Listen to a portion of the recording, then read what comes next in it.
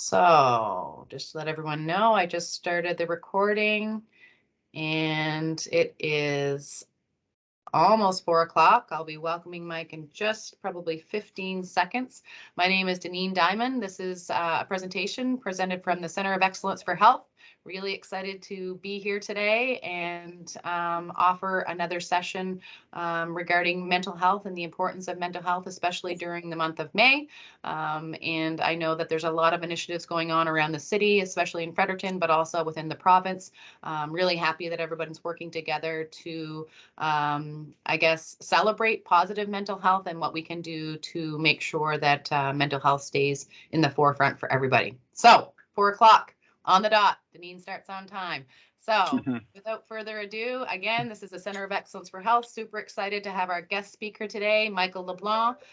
Mike has been one of my professional friends for many, many years, and I would say that he's a friend because he has come to the schools where I've worked as a teacher and also as administrator, and has really helped out our staff and almost becomes part of our family. So he does absolutely amazing things, wonderful things. We're very blessed to have him here for 45 minutes to an hour. So without further ado, I will just read a really quick bio about Mike. Michael is a counseling therapist and program coordinator for the New Brunswick Teachers Counseling Service. He has been an educator for 25 years, working as a classroom teacher, guidance counselor, and finally a therapist for teachers and their families. He is passionate about teacher self-care, recovery from burnout, helping people sleep better, and finding life-work fit. He is a certified in cognitive behavior therapy for insomnia therapist. For more information, you can go to the teacherwellness.ca page, and I'll put that in the chat while we're having the presentation. And just to let you know, this presentation will be recorded and placed on the Center of Excellence website, and my intern will be placing that into the chat as well. So please, if you hear something today that resonates with you, or you feel like a colleague or maybe a family member really needs to listen to the presentation, that will be posted by tomorrow morning, and it's free for everybody. So I really hope that you, I guess, take advantage of that. So without further ado, Mike, 401, you are on. Thank you very much, Deneen. Well, Deneen is the perfect person to be offering mental health sessions in the month of May because she's good for your positive mental health, that's for sure. She's the perfect one for this stuff. So good job. Thanks for the invite. Really appreciate it. I'm really glad to be able to talk to teachers. It's not just teachers. Well, anybody in the education system are here, obviously, as members of a community that's supporting students as they learn. And my job is to support the adults in the building, whether they work in a school or they work at district office or here in my building in the MBTF building. So we work on helping the teachers who are working on helping the students. So we're all playing our part. I'm going to double click here and see, can you let me know if this is working, if everybody can see it? Yep, we see it. Yay. Okay, we're here to talk about sleep. And I heard Deneen say, oh, something very sneaky. First she said 45, and then she said 45 minutes to an hour. And then that's when my ears perked up, because that means I get to talk longer, but I would never do that to people because they would get mad at me. So I'm here to talk about sleep. I'm not sure if people have heard me talk about sleep before, but I'm very passionate to sleep and passionate to talk about sleep. It's one of the unsung heroes in our mental health, and it doesn't get enough credit. We value wake time more than we do sleep time here in North America, and it's one of the reasons why I think we struggle with our mental health in the first place. So regulating our sleep is really important. There's something called cognitive behavioral therapy for insomnia, and it's an approach that's obviously based on CBT, but it is essentially common sense, I would say. It's an educational approach. And it does, when you work one-on-one with people using CBTI, you're working with getting some sleep data tracking and then helping them regulate their sleep in very common sense ways. So the things I'm going to talk about today, you're likely not going to leave and go, wow, this is groundbreaking territory. It's probably not. But when you put it all together in a package, it makes a lot of sense. So if anything, please let me make sense. Now, if you're going to be asking questions in the chat, I'm going to have to get somebody else to let me know when you're asking a question. If it's relevant to the slide I'm talking about, I don't mind. Maybe if Deneen wants to read it out and I can answer it right during that slide, that's totally fine for me rather than stacking them all up at the end. Also, if you want to put a little blurb about this presentation at some point, you can put it on our Twitter account. I'm the one that manages this one. I don't do our Facebook one. That's Rana Gauthier. There's 6 counselors that work for teachers here in our program. So I'm the one that runs the Twitter account, so I won't see the Facebook one. But if you want to pop something on Twitter, you can, our address is at WellTeacher235. And just, you can either take a picture or just make a comment about the presentation. And in 24 hours, I'll grab all the names and I'll choose one and I'll let you know that you won a $25 gift card. We love giving away money. Okay.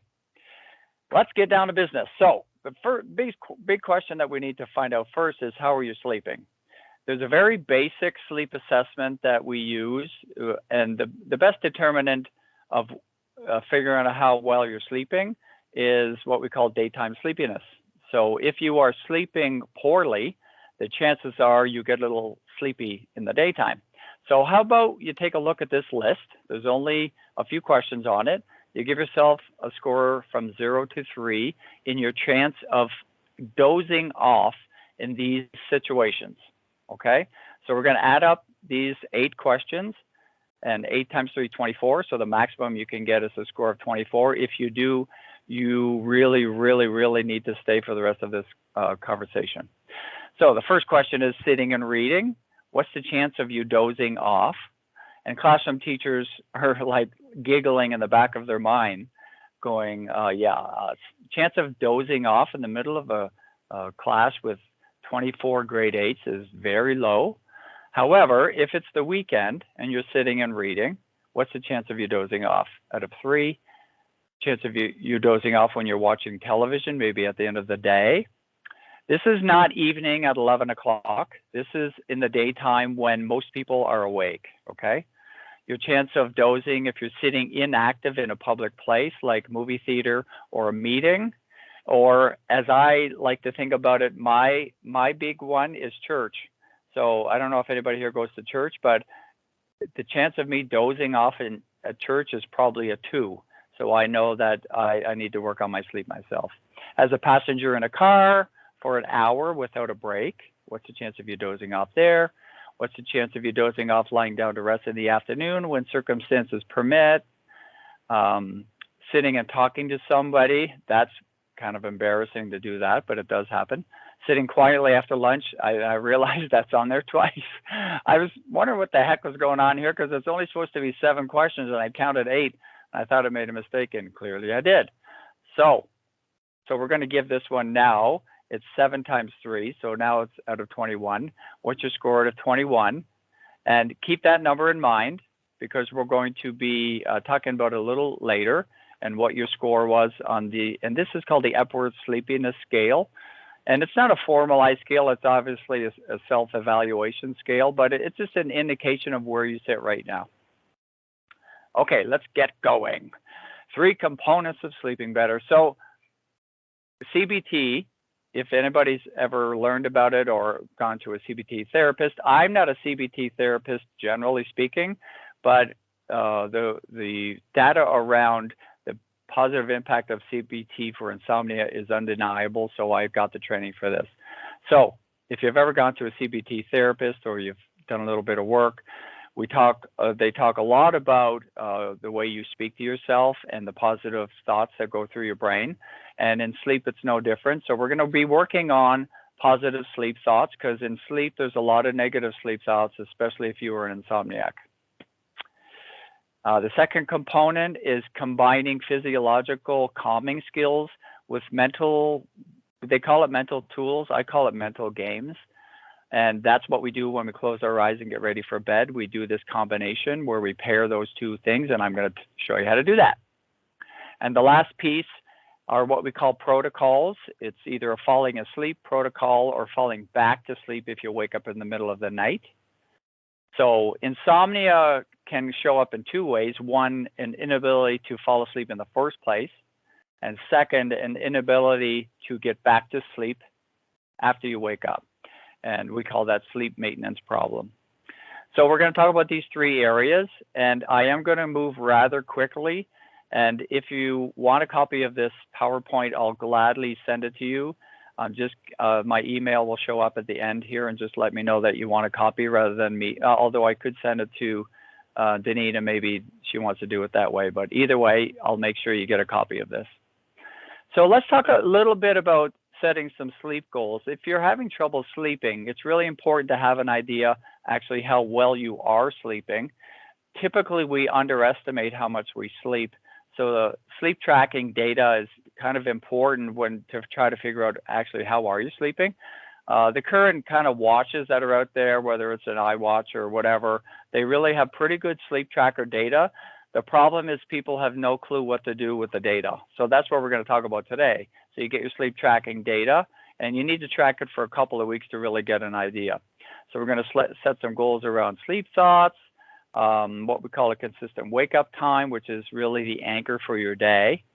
Something called the earliest allowable lights out, making your bed a strong cue for sleep. That's another CBT standby basic component, is understanding that association between your thinking and that thing that happens.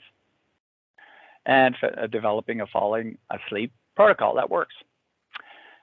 So there's something in the world of CBTI we call sleep efficiency. Essentially, it is taking the amount of the total sleep from your night and dividing it by the total amount of time that you are in bed. So the aim is that 85% of the time that you're in your bed, you're sound asleep. That's the goal. We want to aim, at least that's the minimum goal that we want to aim for. So what you do is you calculate the total amount of time that you've been asleep, then you divide that by the time that you were in bed. And in bed is the time that you turn the lights out, unless you jumped in bed before the lights turned out. If you're jumping in bed and reading, that counts as time in bed as well. So there's no formal way to calculate this.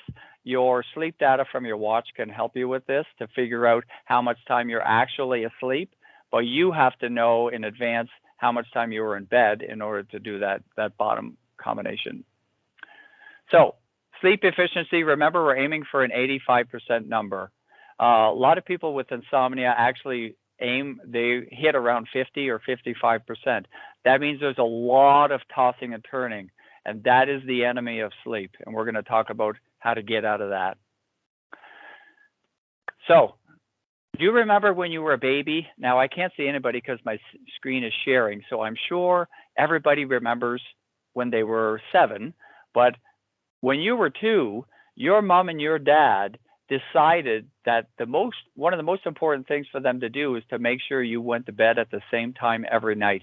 They want to build a sleep routine. Well, here's the thing. As an adult, that doesn't work. You can't determine when you're going to get sleepy. You can only determine when you're going to wake up.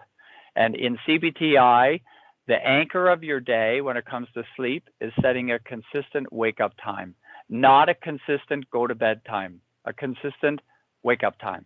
So decide the best time to wake up every day, no matter how you slept, and even on weekends. So on the weekends, you can give yourself 30 minutes, an hour at most. But generally, if you're trying to regulate your sleep, you need to regulate your wake-up time first.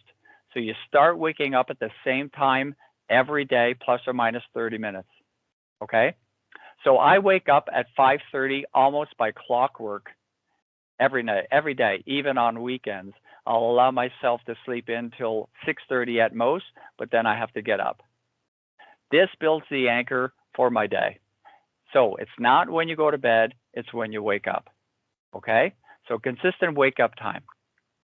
Then, once we get our consistent wake-up time, we can get an idea of generally when we're going to get sleepy, okay? and we set something that we call the earliest allowable lights out time. Now, what we're trying to do is to get you sleepy and drowsy at the same time every night, and that will eventually come as your sleep gets regulated. But what we first need to do is figure out how much generally do you sleep every night, generally speaking.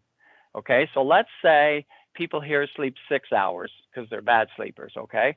So they're just really struggling getting enough sleep. So they sleep 6 hours a night, and they decided that they're going to wake up at 6 o'clock every day, okay? So you have that 6 o'clock wake up time. You generally sleep 6 hours. That means you generally fall asleep around 12 o'clock, if that's the case. We want to track your average amount of time sleeping for at least 2 weeks to get a really good read on what the accurate number is of how many hours a night you sleep. So let's say it's 6, okay? What you do is, this is not the right example. I was using 6.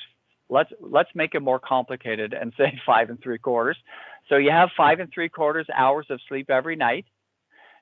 When you're calculating your earliest allowable lights out, you add 1 hour to that number. So your average sleep time is 5 3/4 hours. You add 1 hour to it. Now you're 6 3/4 hours. And what do you do next? You're probably going to guess. You subtract that from your wake up time, which in this slide was 6:15.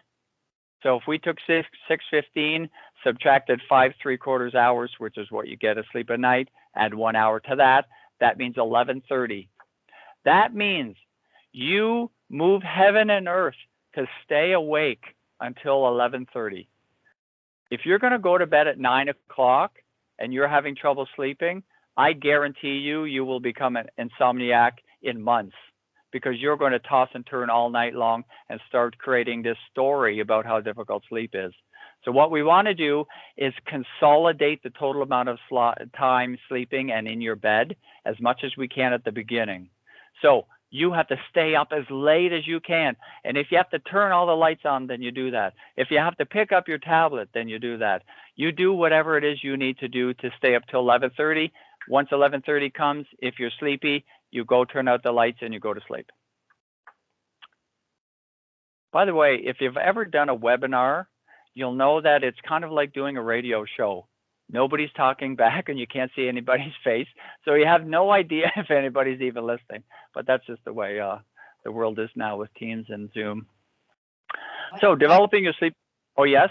I was just going to interrupt you real quick because I really enjoyed you kind of breaking down that calculation, because I know we've talked about it in the past, but I, in my head, did not understand it was the wake up time and not the getting to bed time, because even people on my team know that if I'm not in bed at 8:30, then I start to stress about me not being in bed on time. So thank you for clarifying that.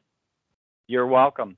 Yeah, it makes sense that because we learned it when we're young, to try to go to the bed at the same time because we want to start this routine. The problem is that as we age, we sleep a little bit. We have less quality sleep, so we need to adjust our go to sleep time. And so if we just need one of them to be the anchor, and the best anchor is the wake up time, because it's one that we can control with our alarm clock. The other one is controlled by our body, which we oftentimes have very little control over. So another piece is regulating what we call our circadian rhythm, and that essentially is our 24-hour body clock, and that is the sleep-wake cycle that happens in our body. We get, the moon comes out, and we get a sense of dusk is approaching, and our body starts to kind of wind down, and then the sun comes up in the morning, and our body gets acclimatized to that, which is why traveling messes us up so much, because the hours change, and when the clock goes back or forward or back an hour, it really messes up our circadian rhythm, which messes up our sleep. So because our circadian rhythm is that the body clock that is regulating our sleep-wake cycle. So here's an interesting part that it's common sense again, but when you see it and you get it talked about, it makes so much sense of why you need to have this in mind. So if you think about the longer you're awake, the sleepier you get, okay? Yeah, that's common sense. the longer you're awake, why do you get sleepy? Well, one of the things is because there's a chemical that gets built up in our body. It's called adenosine. And the more adenosine that we have in our body, the sleepier we get. Interestingly, you can probably guess there are some chemicals and products that block adenosine and keep us awake even though we should be sleepy. And if this was a live presentation, I'd get people to raise their hands and ask them what they are, and you can guess this is what they would be. If you wanted to stay awake when you know that you might get sleepy, let's say you're going for a drive, you have a coffee or you have a tea or you have an energy drink. Don't drink energy drinks. They're bad for your health. The other thing you can do if you're trying to stay up to that earliest allowable lights out time is crank the lights up. Crank the lights up in your kitchen, have all of the overhead lights on. That actually will obviously, and many people would already experience this, that wakes you up. It wakes you up. The other thing that wakes you up is exercise because it gets your body in that fight or flight state, and it's very difficult to sleep when you're in fight or flight. Here's the other thing. Naps steal from the night's sleep. So naps will take some of the adenosine out of your body and has you more awake. So if you're going to have a nap in the middle of the afternoon, very seldom do people have that full, complete sleep that night because they've taken some of the wakefulness out of their body and now they're just not as sleepy. So these are the 4 critters that get in your way. And if you are having trouble sleeping, be very careful about these 4 little critters. Strengthening your bed and sleep connection. So bed has, when you are trying to regulate your sleep, be very careful of when you're in your bed. If you have no trouble sleeping, go for it and do what you need to do in your bed. Study, read, chit chat, whatever. If you are struggling with sleep, it's only for 3 things. It's for going to sleep, it's for having sex, and it's for doing your relaxation strategies in advance of getting ready for sleep. Other than that, stay the heck off your bed. Don't even go near it. In fact, because when your mind sees the bed, it's a cue for people with insomnia, it's a cue of anxiety because our bed means sleeplessness. So don't lay in the bed and turn the TV on if you're struggling with sleep. Don't bring your work and do marking on the bed if you're struggling with sleep. Definitely don't nap on your bed if you're struggling with sleep. Bed is for nighttime sleeping or sex only. And it's hard to have sex when you're sleeping, so it's either one or the other. There's this thing in CBTI that we call the 4H rule, and essentially it's 4 H's of half hour, half hour. So the half hour, the first 2 H's, half hour, is toss and turn in your bed for 30 minutes maximum, and then get out of bed. People hate this part because what you're asking to do is to get out of bed at 2 o'clock in the morning when their mind's been spinning for 45 minutes and it's cold outside of the sheets.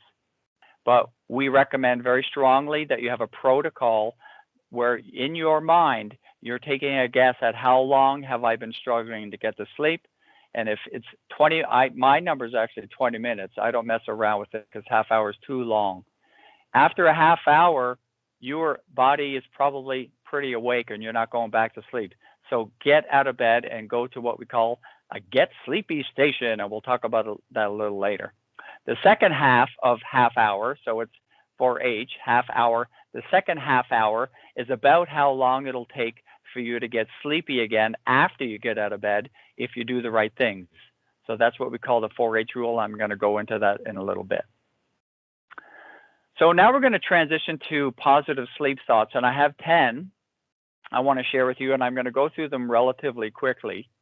Some of them might surprise you a little bit because there's some common misperceptions about sleep, and some of them are going to show up here.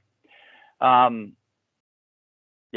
what we're trying to do with positive sleep thoughts is to have positivity attached to your bed rather than insomnia attached to your bed, or tossing and turning attached to your bed, or worry attached to your bed, or ruminating attached to your bed. That's the stuff we want to move to the side, and we want to replace it with hope and optimism and confidence.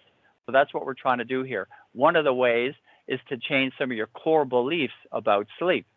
So here's 10. Number one, I get more sleep than I think. Research is very clear. We underestimate how much total sleep that we get. Sleep comes in 4 stages. Stage 1, 2, 3, 4, and then there's REM sleep, which is dreaming.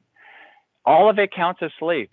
It's just stage 1 is very light sleep, and people don't realize actually that it's counting towards their total sleep because they kind of feel awake. So they're not counting that stage, so they underestimate the total amount of sleep.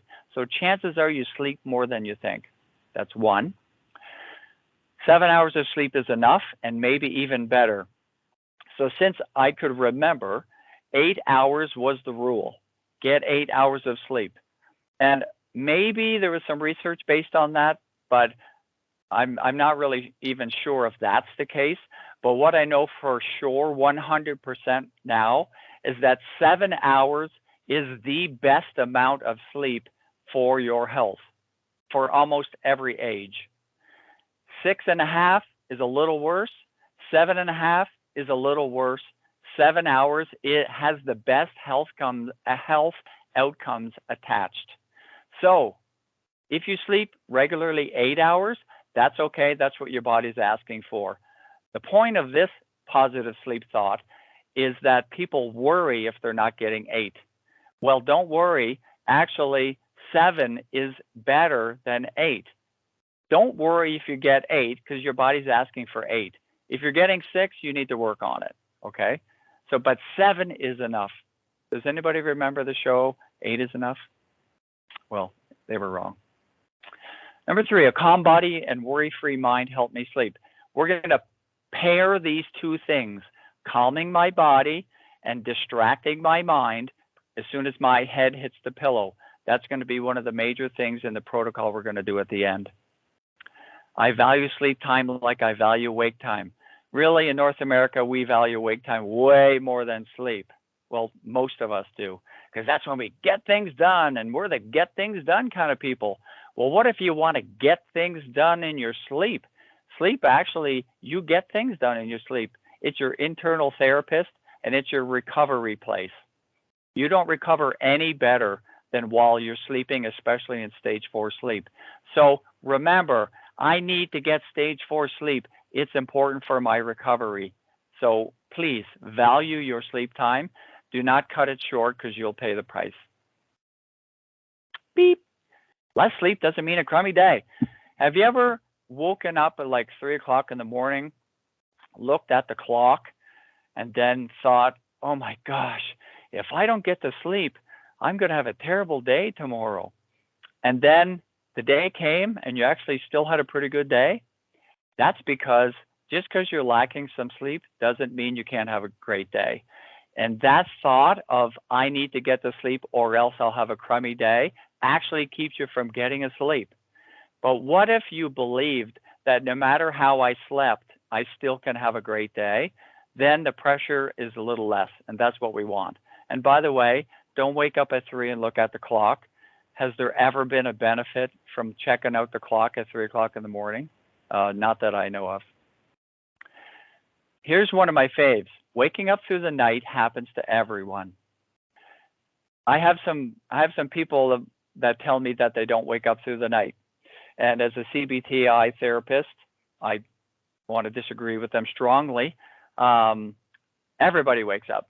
And here's why. Because we go through phases of sleep. Probably you'll go through multiple rounds of sleep, okay? So you go through 90, generally it takes about 90 minutes to go through one phase of sleep. And one phase of sleep involves stages, okay? Stage 4 is deep sleep. Stage 1 is light sleep. And then here's what happens. You go through one phase. It takes about 90 minutes. Can you see the drop down here? You start drifting off. At the beginning, the first 3 phases of sleep, your body is trying to pay off what we call sleep debt.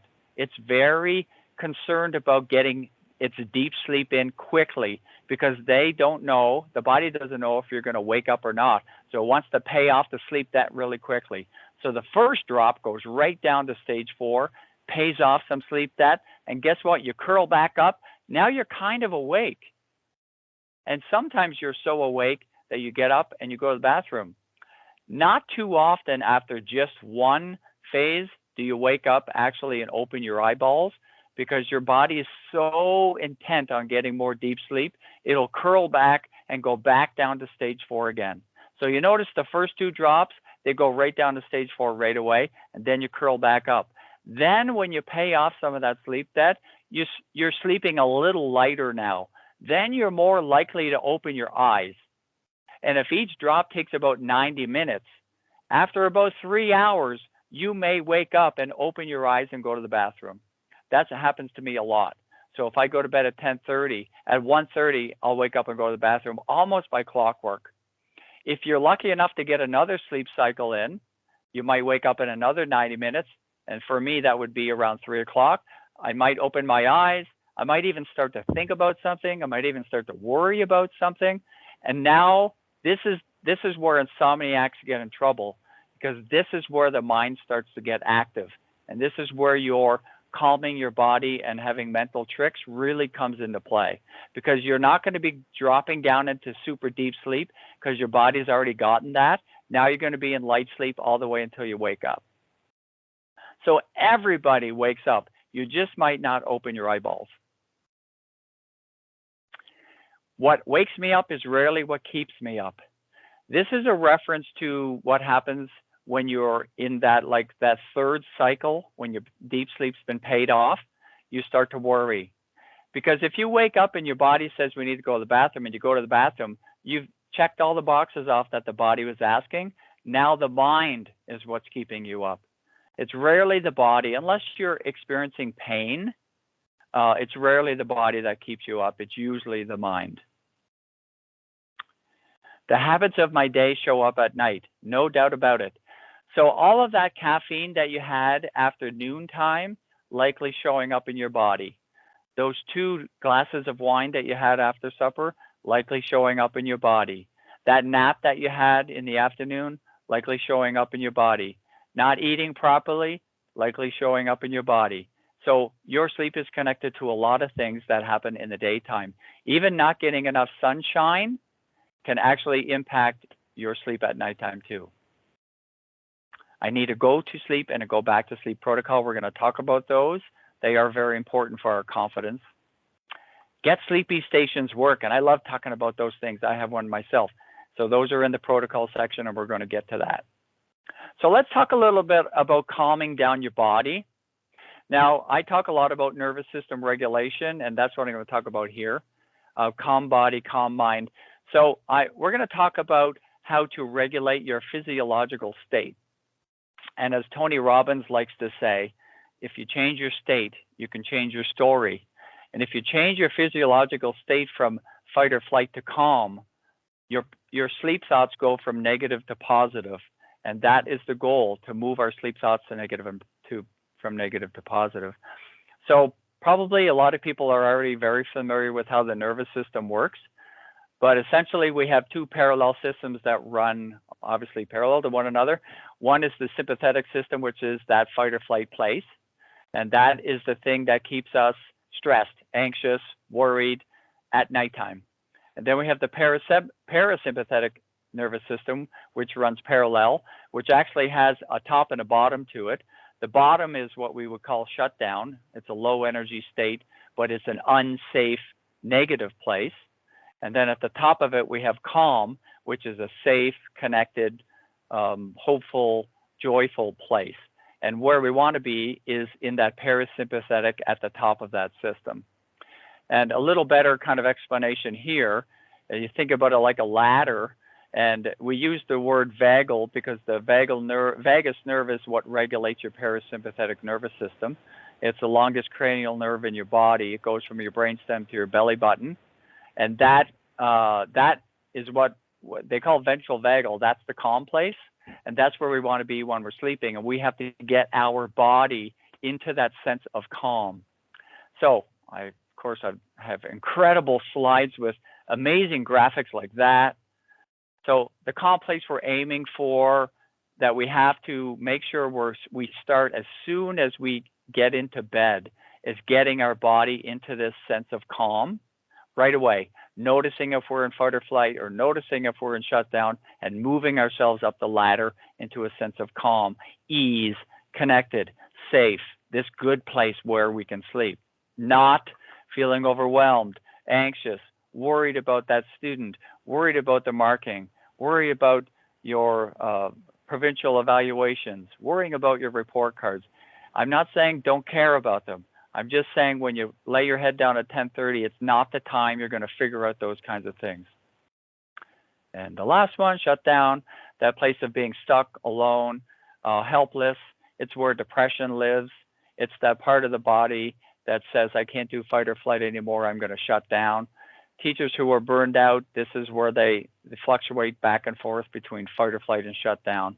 But at nighttime, there's no value to you, no positive value to being in a shutdown state. So our goal is to be in ventral vagal, be at the top of this ladder, and that will come through various strategies that I'm going to talk about. Boop. I'm going to move through this because I'm conscious of time. So I have about 10 minutes. I'm going to go through what we call our sleep protocols. So 3 things you need to have in place when you start. We're looking for something that we call the sweet spot before you even get into bed, okay? That is your earliest allowable bedtime, what we call earliest allowable lights out time. Remember, we talked about that, where you calculate when you wake up, subtract the amount of hours that you usually sleep, and add an hour to that. That's your earliest allowable bedtime. When you have that, plus feeling drowsy at the same time, we call it your sweet spot. That's the perfect time for you to be going to bed. That's ideal. If you're not drowsy at your earliest allowable lights out time, don't go into bed because you will just toss and turn. Make sure that you are starting to feel drowsy before you go about jumping into bed. If you are struggling with sleep, one of the greatest things you can do is reduce the amount of time that you try to sleep. Push your earliest allowable time as far as you can, and then you'll likely consolidate your sleep time. So it's what I talked about, your average sleep time plus an hour.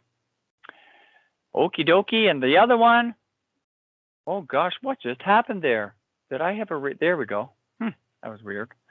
And wake up at the same time every day. So we're looking for the sweet spot, the earliest allowable bedtime plus drowsy. We're going to reduce our sleep time if necessary. So that means if your earliest allowable lights out time you determine was 11:30, but you're not drowsy yet, go to 12. And I know it sounds silly to try to stay up till midnight on a work night. However, what we're trying to do is have a solid connected sleep where one cycle turns into the next cycle where you don't wake up through the night for any more than 30 minutes. And then we wake up at the same time every day, plus or minus 30 minutes.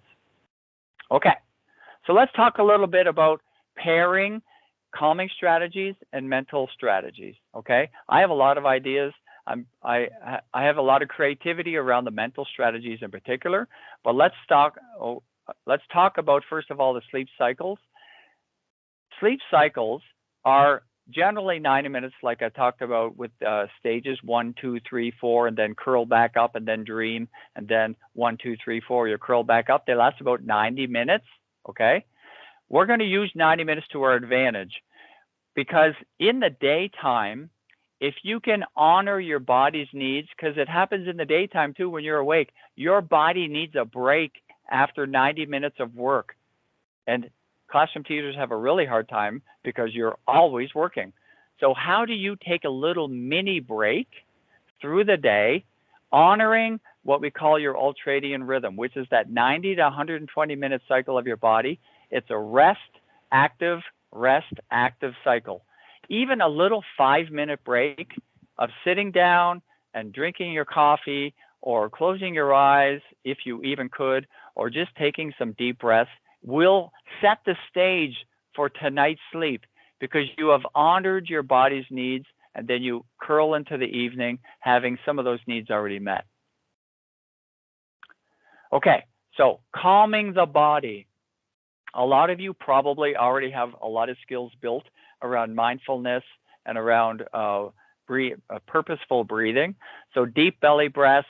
I'm not going to go into a lot of this because there's a lot of people that do it a lot better than me. I know how to do it for my own body, but I'm not the greatest teacher of mindfulness work. But I have a couple that I use. Box breathing for sure. Whatever count you want to hold it for, but essentially it's inhale, hold, exhale, hold. And I do that as soon as I close my eyeballs and I lay in the bed, I start box breathing right away. And that is my go-to. And you should have a go-to, not thinking about work or not thinking about that email that the parent sent you, but thinking about your breath. It's the very first thing you should do when you close your eyeballs. The other one I like is 4-7-8 breathing, and it's actually really good also for panic attacks. If anybody has anxiety and they experience panic attacks, 4-7-8 breathing is something specifically designed for that, but they also found out it's really good for sleep. That's an inhale of 4, a hold of 7, and an exhale of 8. And if you do it, if you don't have the right count, you might actually find yourself getting a little anxious. So it might take you some practice to figure out what a count of 4 is for you. It doesn't have to be seconds. It just could be. It's a very unique count, I find, for me. It's not seconds for me. I don't hold my breath for 7 seconds. It's too long for me, but I do hold it for a count of 7. So you're getting your body prepared. Now, here's where we're going to couple it with mental games. And the mental games part is a part that I find people aren't great with. So please pick one that you think might work for you, okay?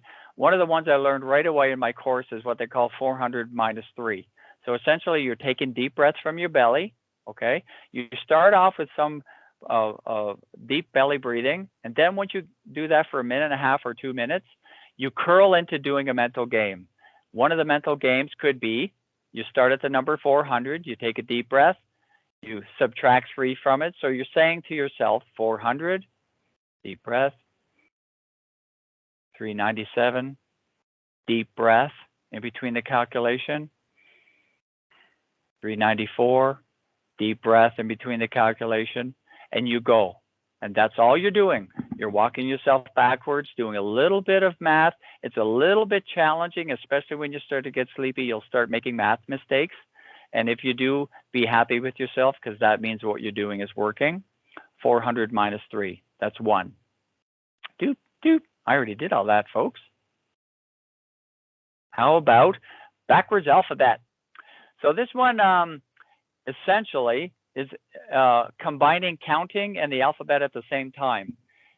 So you start with the letter Z, you take a deep breath, and then you have the number 26, because there's 26 letters in the alphabet. You take a deep breath. Then what do you think happens next? You go to Y, you take a deep breath. Say 25, you take a deep breath, and off you go. It's a little more complicated than 400 minus 3. If I were you and you haven't done any of this before, start with 400 minus 3. This one is for people who really have an active mind when they jump into bed. And 400 minus 3, they're still kind of spiraling off and that monkey mind still jumping to worry of other branches. This one's a little more complicated. It requires a little more brain power, a little more concentration. But all I know is when you're doing this, you're not worried about report cards because you're trying your best just to stay focused on this game. The next one, backward list making, my favorite. So I pick a topic that I'm knowledgeable about. So let's say I pick hockey because I'm knowledgeable about hockey. So I pick hockey, and what I'm going to do is I'm going to start with the alphabet again. I'm going to start backwards with the alphabet, and I'm going to pick. I say Z. I take a deep breath. Then I'm going to pick something about hockey that starts with the letter Z. So there's a player that plays for the Rangers. I pick his name. I take a deep breath. I move to Y. I take a deep breath. I pick something else in hockey that starts with Y, usually somebody's name. I take a deep breath, and off I go. And I'm finding my way back to A. I never get to A because I always fall asleep because this is very effective. And if it's not sports, maybe it's history, maybe it's colors, maybe it's cooking, animals, music. Pick your category, it doesn't matter. You just start with backwards alphabet, making a list of things from that category. Okay, I'm going to keep going because there's lots of goodies. No, not that one, this one here. So for those folks who've done some mindfulness work, you're familiar with progressive muscle relaxation. This one here also requires mental focus and body calming at the same time because you're bringing your attention to your body parts. So it's similar. For me, I find this one's not enough mental work. I still get a little distracted, so I have to do other things that are more mental focused. I have this in here in the wrong place. I'm going to go back to this in a second. Okay, so what happens if you do these fancy tricks and you fall asleep and you have a great sleep and you sleep 3 sleep cycles and 4.5 hours later you wake up, it's 4:30 in the morning and you wide awake? What would you do? Okay, some people pull out their phone. Please don't do that. Some people will toss and turn for an hour and a half. Please don't do that. You start with what we call your 4H rule. I talked about it earlier. If you're 20 minutes to 30 minutes tossing and turning, get out of bed right away and go to what we call your Get Sleepy station. This is a place in your house that is warm, comfortable, safe, and has a little setup all ready to go so that you're not searching around at 4:30 in the morning for the things that you need. And what you need is something that you're going to do with your time, a low level of light, and an attitude towards, I'm going to enjoy this. So my sleep station is a comfortable chair in my living room, and beside it I have a book and a little night light, and it just sits there. And it only gets used when I need to go there. And every once in a while I do. I wake up, I try 20 minutes of my mental games and my calming body, and it doesn't work. I just can't unhook from that worrying thought. So I get out of bed, I bring my blanket, one of my small blankets with me, and I get nice and cozy warm, and I open my book and I put my little night light on, and I say, I'm going to enjoy this book, and I'm going to read this book with pleasure. So you could pick a book, you could pick a puzzle, you can pick Sudoku, something that's mildly mentally engaging, but not stressful and not too complicated where it might actually wake you up, okay? So you're going to enjoy it, and you're not going to watch the clock. You're not going to say, I need to hurry up and get back to sleep. You're going to wait for your body to tell you when it's time to go back to sleep, and you'll know when it's time to go back to sleep because you will get sleepy or drowsy. And as soon as you notice you start to get drowsy, you put your thing down, you shut the light off, and you go back to your bed, and you start again with that same process of calming your body down for 1.5 minutes or 2 minutes, and then you bring in that mental game, whatever one you decide to do, and you try it again. And every once in a while, you actually go 20 minutes and you're not asleep again. You get out of bed and you go back to the Get Sleepy station again, and you repeat. And I guarantee you, with practice, your body will learn that every time I get up and go to my Get Sleepy station, I'm there less and less and less because my body gets sleepy quicker, and I curl back and I go back to my bed. These things work, I know, because I've turned my insomnia around, and now I'm a pretty good sleeper. I get about 7 to 7.5 hours of sleep every night. Every once in a while I'll wake up, but I hardly wake up for too long because my strategies are embedded and they're automatic now, and I just got better at it with practice. So I'm going to go back here and curl back because I did want to talk about this before we go. For those that don't know what a gratitude journal is, it's a great way to put you in the right mindset before you close your eyes and go to sleep. And there's a lot of ways to do a gratitude journal, but what I like about it is sometimes you can do a gratitude journal as one of your mental games. So you could either do it as a book, a little journal that you open up and you write down 3 things you're grateful for before you go to sleep, and then you close it and you have those things in your mind when you're going to sleep. But what I like it for is actually doing it as one of my mental activities. So I do my 1.5 to 2 minutes of deep breathing.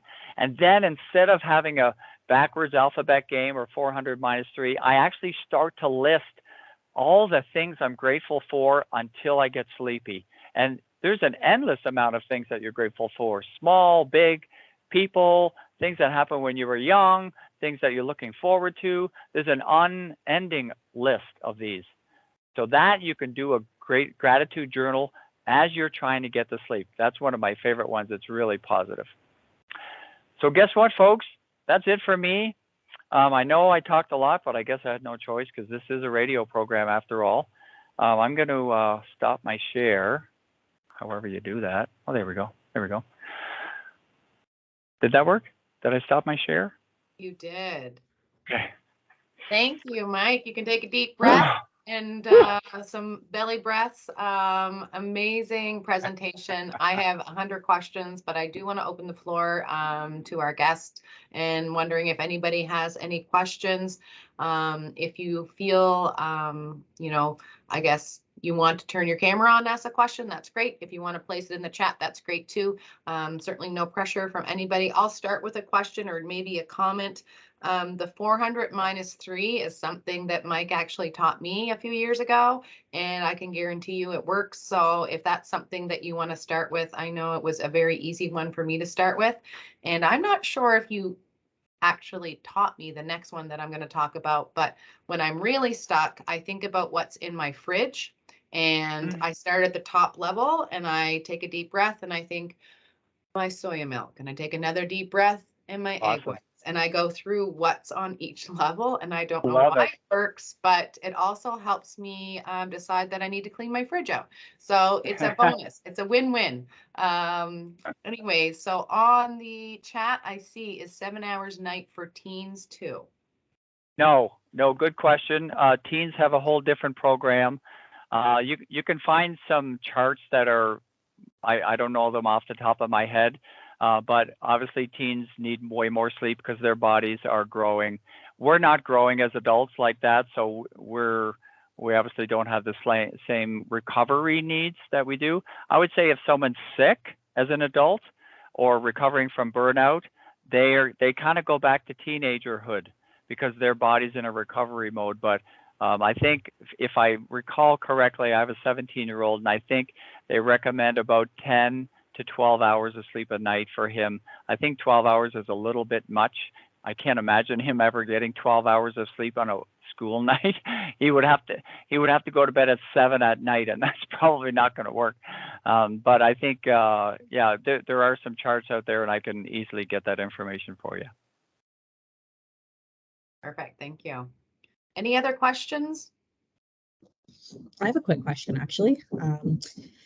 I'm wondering if you would kind of think about some of these things in terms of oversleeping too, I guess. I don't know if you've ever had to kind of work with anyone on that. I know obviously you focus on insomnia, but oversleeping as well. Yeah, I do with some of the clients that I have that suffer from depression. It's a bit of a kind of hiding from the world thing. But there's some interesting research around. Some people have actually a body need to get more sleep. They don't function without it. So there are some people actually who do need 9 hours of sleep. They're not common, and I guess I would ask, how is it actually 9 hours of sleep, or is it all that time in bed? Some of it's awake, some of it's sleep. Is it I like to be in my bed, or is it actually solid sleep time? And I think our device would give us an idea of actually how much sleep we're actually getting versus how long we're in bed. But it is a thing to get too much bed, and I think it's kind of that more depressive way that happens to us sometimes in the winter time. People generally try to sleep, get a little more time in bed, and they end up sleeping longer. Good question. Great question. Heather Mazeral in the chat says, I use the 403 regularly too. I have never gotten below 300. That's actually a good sign, right, Mike? Yeah, actually, it's funny because I have a teacher who's really good at math, and she does 1,000 by 7, 1,000 minus 7. And so I was telling this other teacher that I was helping with sleep, and I was saying, like, yeah, I have this teacher that does 1,000 by 7. And this guy said, that'd be too easy. I think I need to use decimals. So I don't know where that ended up, but it might be like 0.5 or 0.25, you know.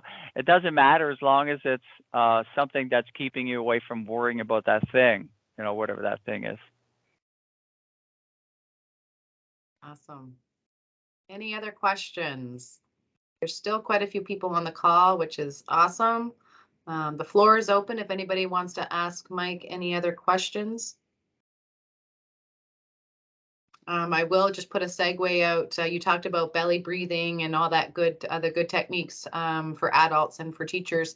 And Kathy Zoe and I are going to be teaching the little ones, the K to 5s next week for a 30-minute session on belly breathing and what they can do at their desk. So hopefully it'll help the teachers take some deep breaths, but also the students as well. So teaching those techniques at a younger age. I wish I had those techniques at a young age, and hopefully that the language of mindfulness and the importance of mental health is starting to become a normal for our little ones.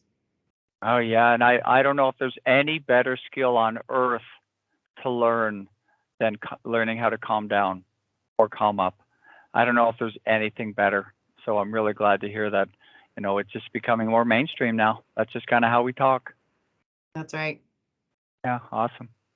I used to teach teachers about the importance of mindful minutes and how the mindful minutes may not be for the students. It might be for the teacher to take a deep breath and say, you know what, I just need a minute to transition from place to place or activity to activity.